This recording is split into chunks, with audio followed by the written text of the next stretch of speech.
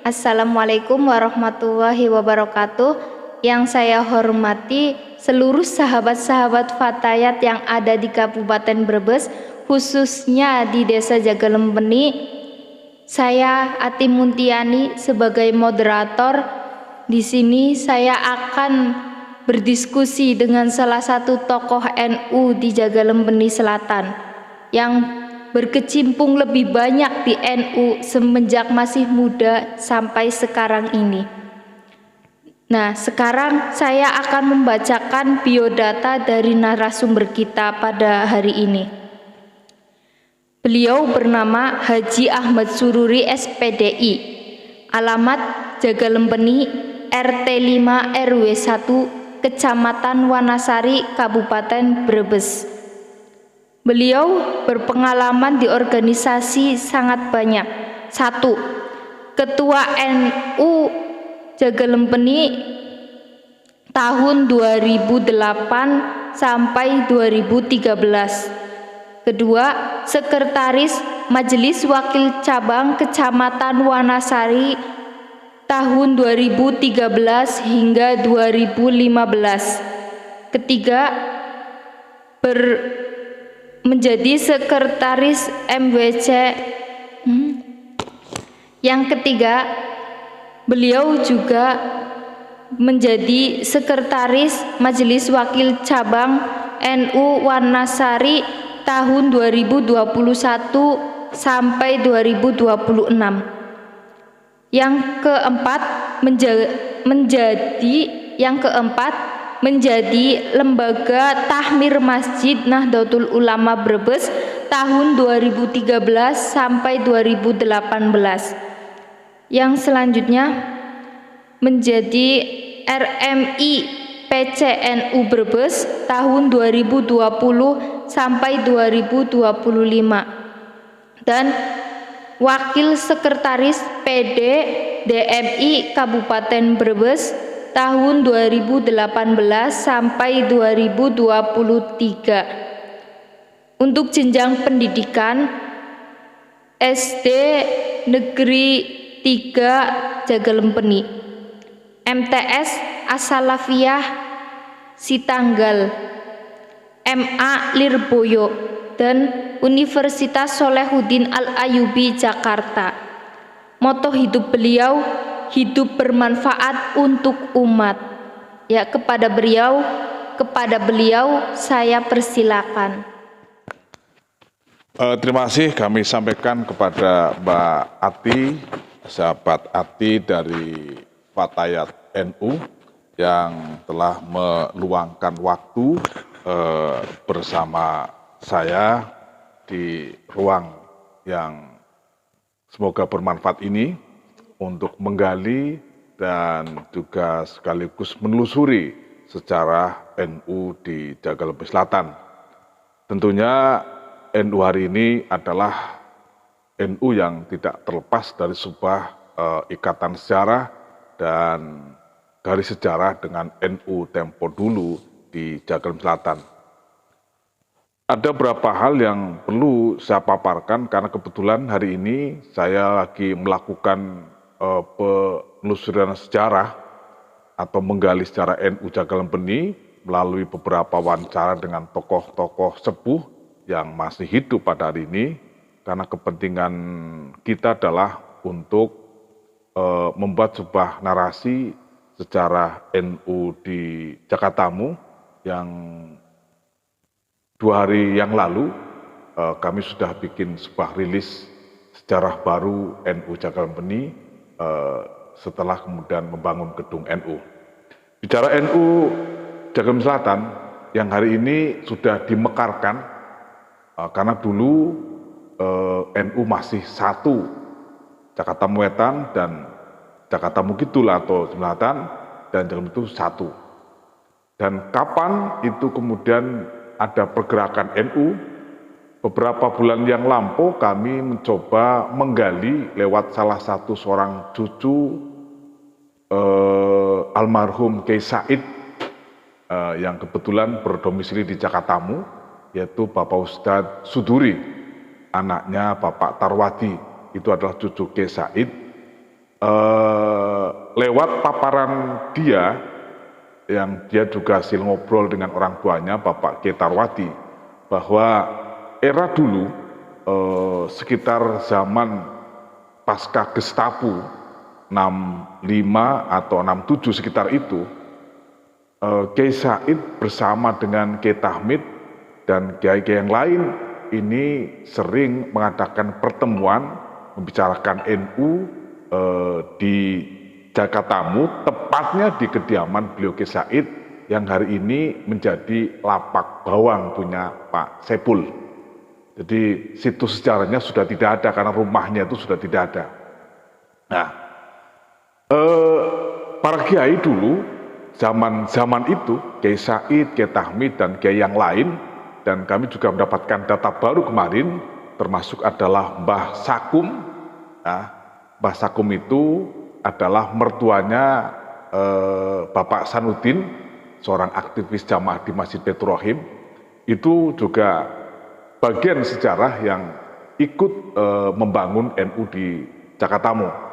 Dulu Kiai Tahmid dan juga kiai yang lain sering berkumpul di Kiai Said membicarakan NU dan membicarakan beberapa persoalan agama, termasuk dalam pergerakan NU. Sehingga NU zaman dulu itu memang sungguh-sungguh sangat punya kekuatan. Artinya bukan berarti kemudian hari ini nggak punya kekuatan, tetapi kiai-kiai sepuh dulu itu betapa kuatnya memegang NU. Nah, ini kata beliau.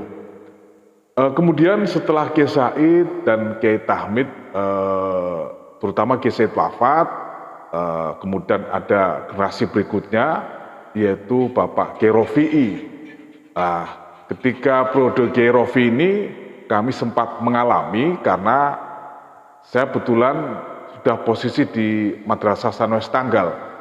Sehingga kalau bicara daya ingatnya masih teringat ketika Kiai Rofi'i dengan almarhum ya, dengan kiai yang lain, terutama dengan Pak Haji Makmuri, ini kemudian melakukan kegiatan NU. Ada pengajian rutin setiap Ramadan yang penceramahnya itu rata-rata dari pengurus Nahdlatul Ulama. Ada Kiai Haji Makmuri, ada Kiai Haji Rofi'i, kemudian Ustadz Mukmin ketika itu, sehingga semua kiai NU yang sepuh ketika itu dalam bulan Ramadan mengadakan pengajian keliling. Termasuk juga Kiai Tahmid, biasanya di pengajian Masjid Baitur Rahim ketika akhir pengajian NU itu beliau Kiai Tahmid yang menutup. Ini kami tahu dan kami saksikan langsung. Waktu itu saya masih kecil, dan saya karena pengajian Kiai Tahmid itu lama banget sampai berjam-jam, saya tertidur ketika itu di pinggir beduk. Ini.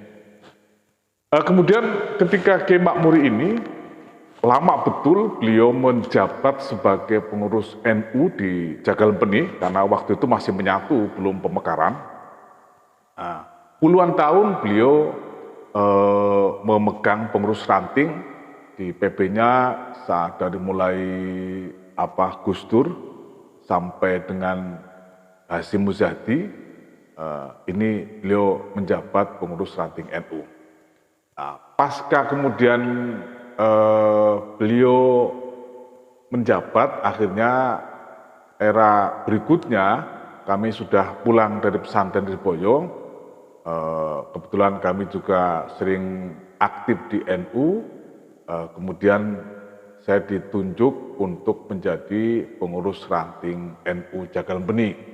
Era itu kebetulan Rois Suriahnya Bapak Kiai Hasan Bisri dan sekretarisnya Bapak Dr. Anes Hamim. Itu. Nah, ini berjalan 5 tahun, kemudian pasca saya yang pada waktu saya menjabat selama 5 tahun, beberapa kegiatan itu dilaksanakan, dari kegiatan Lailatul Istima dengan berpusat di 3 masjid dilaksanakan, dan beberapa musola juga pernah disambangi dalam rangka kegiatan Lailatul Istima. 3 masjid ini menjadi poros kegiatan Lailatul Istima yang waktu itu kita mengundang beberapa mubalik dari luar dan sangat-sangat ramai sekali waktu itu. Setelah saya kemudian dilanjutkan dengan berikutnya, Bapak Hamim menjabat Ketua Tanfidiyah. Ketua Tanfidiyah. Baru setelah Pak Hamim ini kemudian terjadi pemekaran, dimekarkan dari satu desa ini menjadi ranting NU Jagelem Selatan, ranting NU Jagelem Beni, dan ranting NU Jagelem Wetan. NU Jagelem Wetan waktu itu dipegang oleh Bapak Widoro, Jagelem Beni Mas Jamal, dan kemudian Jakarta Tamunya Bapak Sultoni. Ini periode awal pemekaran NU di Jagelem Beni, sehingga ada tiga ranting NU-nya. Kalau Fatayat atau Badan Otomnya praksis masih dalam satu desa itu masih satu. Pasca kemudian Pak Fatoni, Sultoni bukan Pak Fatoni, Sultoni, pergerakan melalui Ketua Istimewa ini kemudian secara maraton dilaksanakan, kegiatan Ramadan juga ada, tapi ada beberapa jeda sekian tahun yang mengalami kevakuman. Dan itu kita sadari mungkin karena faktor kesibukan dan yang lain, akhirnya kemudian terjadi kevakuman. Setelah itu beberapa tahun yang belakangan ini terjadilah yang namanya musran. Musran sempat dua kali. Pertama dilaksanakan di masjid, kemudian yang kedua di madrasah, baru kemudian berhasil mengangkat Ustadz Lukman Hakim berpasangan dengan Ustadz Masuri sebagai Ketua Tanfidiyah dan Rois Suriah NU Jagelem Selatan. Nah, ini era baru, sejarah baru, saya katakan dengan tulisan saya kemarin, ada pergerakan dan semangat baru di Jagelem Selatan. Dan ini berimbas kepada badan otonom, termasuk Ibnu PPNU dan Fatayat, Muslimat, ini kemudian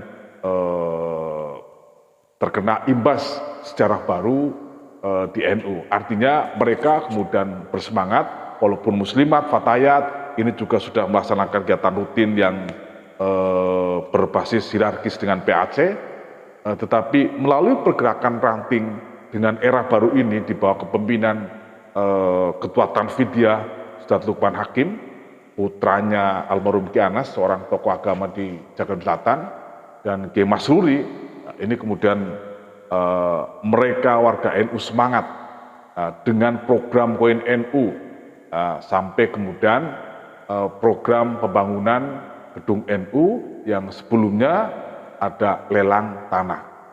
Dan kita bersyukur sekali lagi dengan keguyuban dan kegotong royongan warga NU Jagelem Beni Selatan, akhirnya kemarin sudah peletakan batu pertama dan hari ini proses pembangunan NU Jagelem Beni Selatan. Itu sekilas sejarah yang bisa kita sampaikan sampai hari ini, dan kita juga sangat bersyukur sekali teman-teman bisa melakukan pergerakan secara masif. Kami jujur, saya sangat bergembira dan mengapresiasi yang setinggi-tingginya, dan ini kami sedang melakukan penelusuran sejarah belum selesai tentang NU dan juga tentang masjid dan juga tentang madrasah. Kenapa kemudian saya lakukan ini dalam rangka sebagai dokumen, sehingga ketika ada apa-apa kita punya dokumen. Hari ini zamannya online, hari ini zamannya media sosial yang begitu masif di mana-mana, maka kita harus menggali sejarah. Nah, sejarah itu berangkat dari data dan fakta itu akan kita gali dari beberapa sumber-sumber yang otoritatif, terutama dari mereka sesepuh-sesepuh yang pernah mengalami dan bersentuhan langsung dengan bagaimana dinamika NU di Jagelem Selatan. Lanjut. Pertanyaan yang pertama, berarti tadi ketua NU pertama di Jagelem Beni itu Bapak Kiai Said. Keduanya berarti dilanjut dengan Kiai Said, Kiai Rofi'i, Haji Makmuri. Terus dilanjut dengan jenengan ya. Terus selanjutnya Bapak Terandes Hamim juga pernah menjabat ya sebagai Ketua Tanfidiyah berpasangan Ketua Suriahnya Masih Kiai Hasan Bisri. Apa sih tujuannya didirikannya organisasi ke-NU-an? Gitu sekiranya. Terima kasih. Kita tahu di Nahdlatul Ulama, para pendiri Nahdlatul Ulama, Mbah Hasyim, Mbah Wahab, dan kiai-kiai yang lain yang mendeklarasikan pada tanggal 31 Januari 1926 yang sebelumnya kiai-kiai melakukan perkumpulan di Surabaya. Salah satu tujuan atau kemudian yang termaktub di dalam ADRT, kenapa kemudian NU didirikan adalah dalam rangka melestarikan, mempertahankan, dan mengembangkan ajaran Ahlus Sunnah wal Jamaah di Indonesia. Bahwa Aswaja ini bersikap lentur dengan budaya, bersifat tasamu dengan budaya. Sementara ada ormas sebelumnya yang didirikan oleh salah satu pendirinya terkesan atau kemudian dipahami oleh kiai-kiai pesantren, ini akan menggeser tradisi yang telah lama diperankan atau kemudian dilakukan oleh para wali songo di dalam menyebarkan agama Islam. Di samping itu ada faktor semangat nasionalisme yang tumbuh dari para kiai pesantren karena era penjajahan Belanda ini dibutuhkan semangat persatuan dari komunitas pesantren bagaimana kemudian penjajah ini kemudian lepas dari bumi Nusantara era itu. Maka yang mendorong faktor yang kedua, pertama adalah faktor agama, faktor bagaimana kemudian Aswaja kemudian bisa lestari dan bisa bertahankan. Yang kedua adalah faktor nasionalisme. Semangat kebangsaan ini yang dimotori oleh Mbah Hasyim dengan beberapa macam literasi karangan beliau, betapa kemudian beliau sangat cinta pada tanah air, termasuk Mbah Wahab yang mengarang syair Subhanul Waton. Ini semangat nasionalisme Mbah Hasyim yang kemudian bisa mengumpulkan kiai-kiai se-Jawa dan Madura sampai kemudian muncul resolusi jihad pasca Indonesia merdeka ketika itu. Ya, ini adalah yang mendorong sebelumnya bagaimana kemudian NU berdiri. Kita buktikan bahwa 1926 itu di Muktamar Banjarmasin, NU sudah merumuskan bahwa Indonesia adalah Darussalam. Ini membuktikan bahwa komitmen NU pada kebangsaan sangat tinggi. Bagaimana kemudian penjajah Belanda kita usir dari negara Indonesia atau dari Nusantara yang hari itu kemudian disebut dengan Darussalam.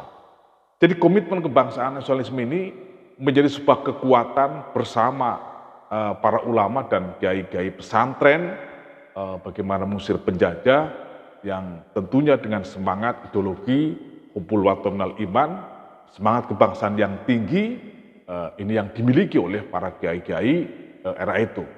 Nah, sehingga sekali lagi, kenapa kemudian NU berdiri? Ya, tentunya kalau mengacu pada normatif yuridis di ADRT dalam rangka mempertahankan, melestarikan ajaran Ahlus Sunnah wal Jamaah. Nah, hari ini banyak kelompok-kelompok Islam yang memproklamirkan diri sebagai Aswaja. Maka melalui Muktamar Jombang kemarin, di Lampung, melalui Muktamar Jombang, kata Aswaja itu ditambah menjadi An-Nahdiyah untuk membedakan antara Aswaja yang menjadi trademark-nya NU dengan Aswaja yang bukan trademark-nya NU.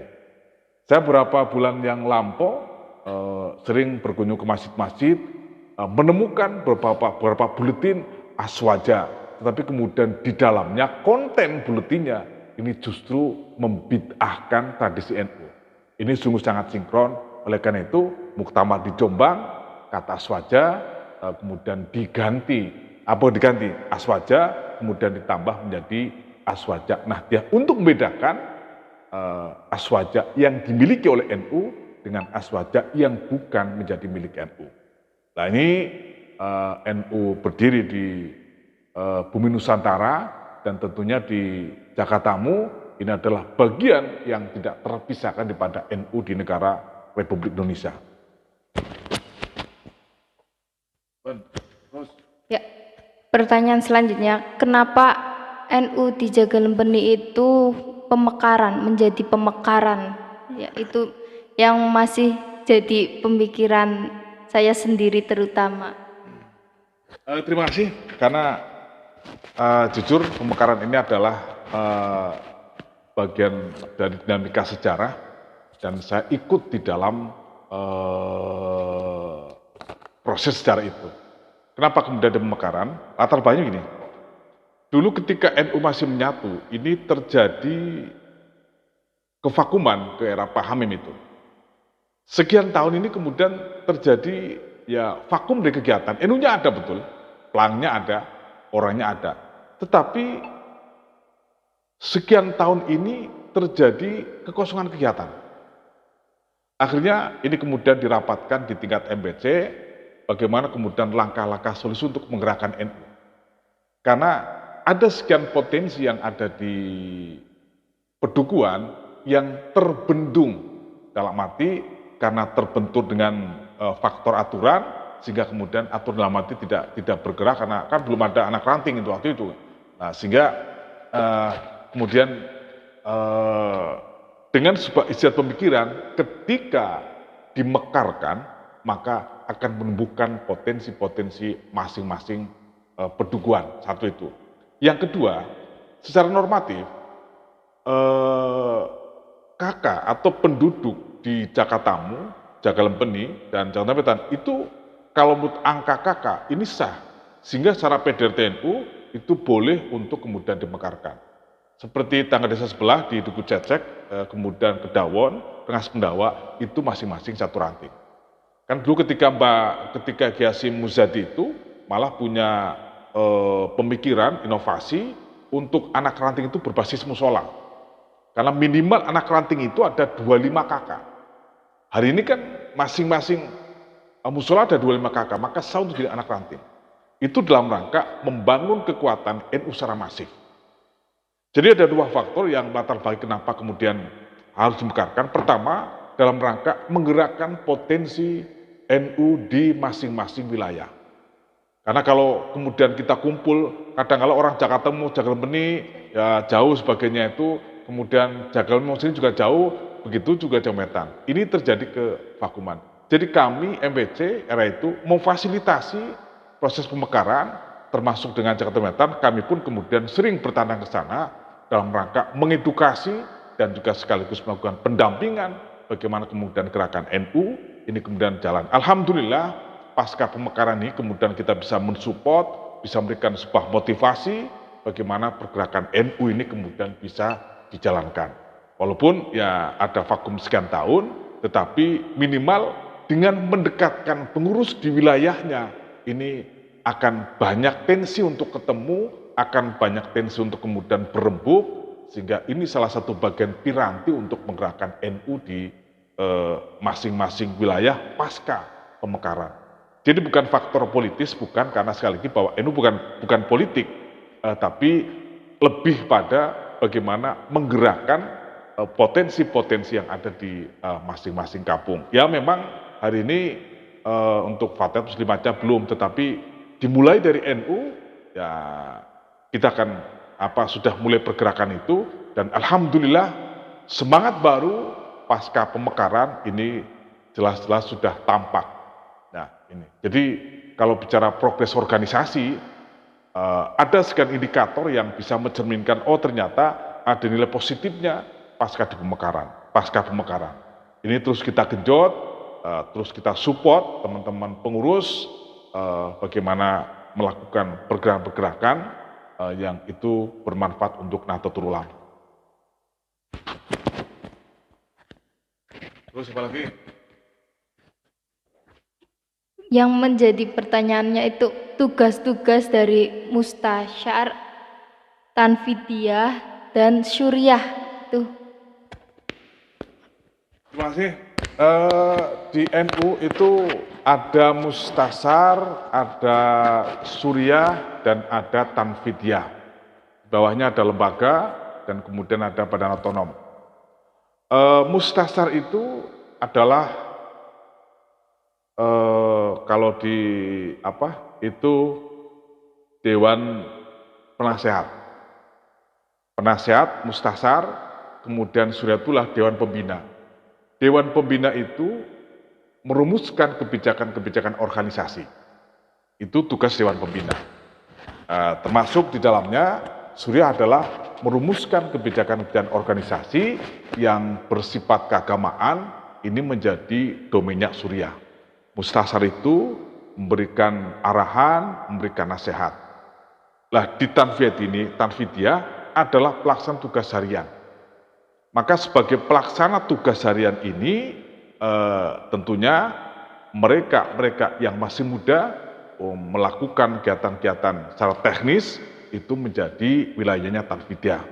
Lembaga ini selaku pelaksana teknis, ya, itu lembaga.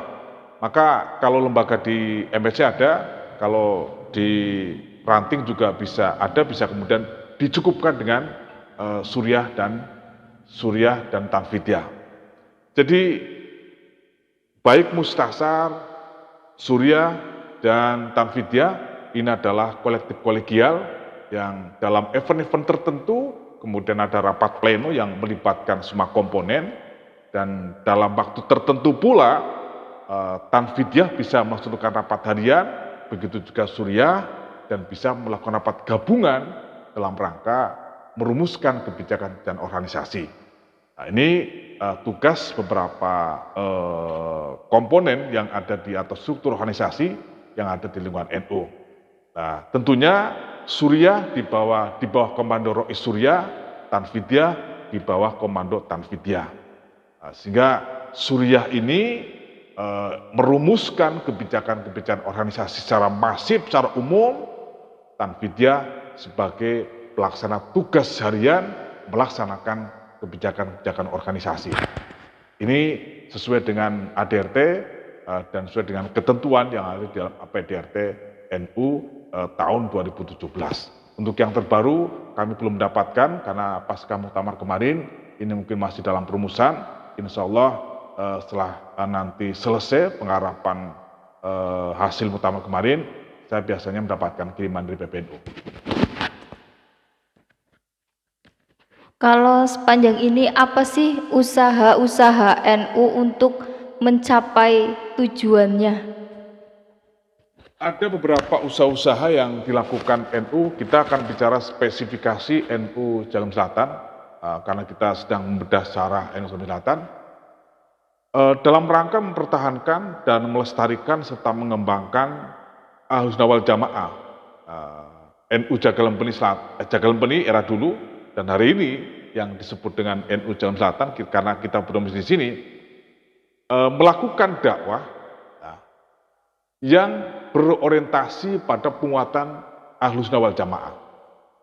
Dakwah ini kadangkala atau sering menghadirkan, dulu pernah menghadirkan Surah MSC Nuwansari, Kiai Haji Abdul Rauf, beliau diundang untuk memberikan pemaparan aswaja di beberapa tempat.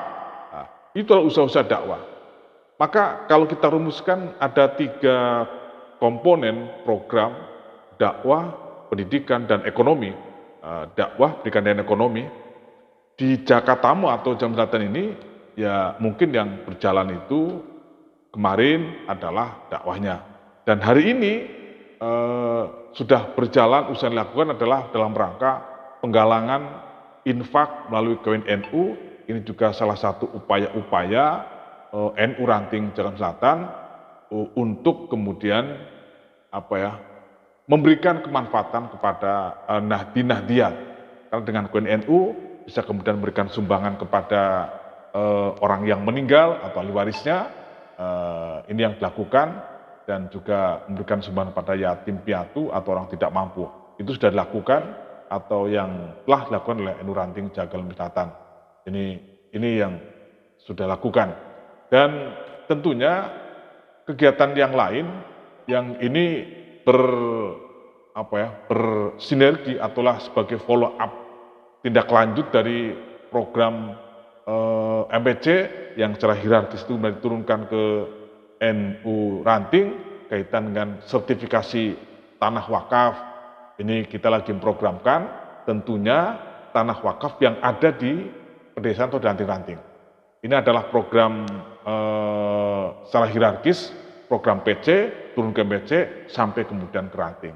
Ini sudah disampaikan ke beberapa ranting, termasuk adalah ranting Jalan Selatan, untuk melakukan inventarisasi aset wakaf yang dimiliki NU atau aset-aset wakaf yang jadi milik umum, dan kemudian akan dipindah alihkan atas namanya menjadi atas nama Badan Hukum Perkumpulan NU.